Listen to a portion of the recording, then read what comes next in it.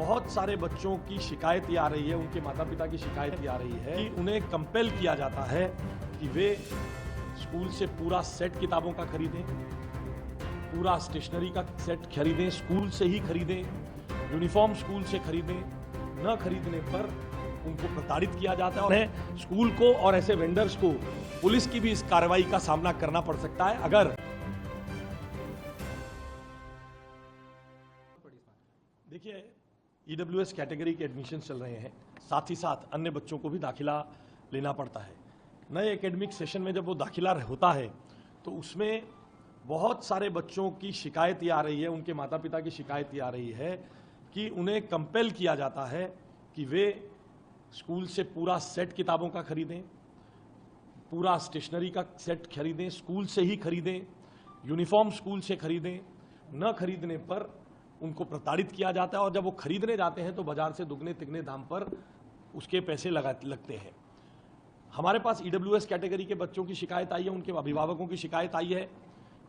जिनके लिए यूनिफॉर्म निःशुल्क, उनके लिए स्टेशनरी निःशुल्क दिल्ली की सरकार देती है ईडब्ल्यूएस के बच्चों के लिए। तो हमने इस बात की हिदायत जारी की है कि ईडब्ल्यूएस कैटेगरी के बच्चों से कोई स्टेशनरी और यूनिफॉर्म के लिए चार्जेस ना लिए जाए। इसी के साथ साथ बहुत जगह ऐसा होता है, अपने परिवार का एक बच्चा पहले क्लास में पढ़ रहा है, 2 साल बाद 1 साल बाद दूसरा बच्चा आता है तो कुछ किताबें हैं, कुछ किताब नहीं है। जब ऐसा होता है तो उस समय पर स्कूल कंपेल करता है कि तुम्हें 2 किताब नहीं मिलेंगी, पूरा सेट खरीदना पड़ेगा, जो कि अनैतिक है, गलत है, कानून का उल्लंघन है। स्कूल इस बात को नहीं कर सकता है और स्कूल मेरी स्टेशनरी लेने के आधार बनाता है कि उसके ऊपर जो जिल्द चढ़ती है या कवर चढ़ना है उस पर स्कूल का नाम लिखा है। इन चीजों के आधार पर एक्स्ट्रा पैसे लोगों से वसूले जाते हैं, जिसके हम सख्त खिलाफ हैं। हमने ये 9 बिंदुओं की एक गाइडलाइन स्कूलों को जारी की है, जिसमें हमने उनके अधिकार, अभिभावकों के अधिकार और ना करने पर दंडीय कार्रवाई, पनिशिंग कार्रवाई के संदर्भ में भी जानकारी दी है। अभी तक ये एक सर्कुलर के रूप में जारी किया जाता था, अब ये आदेश है,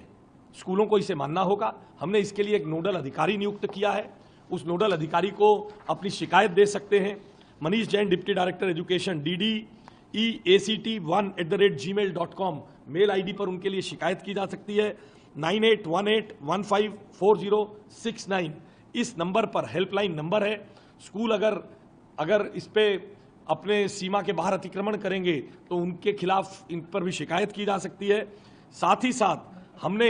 हम इसके लिए उन सब प्रावधानों को भी खोद रहे हैं जिनके अंतर्गत पुलिस भारतीय न्याय संहिता और भारतीय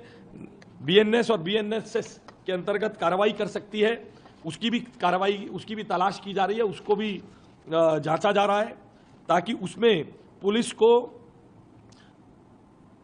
भारतीय न्याय संहिता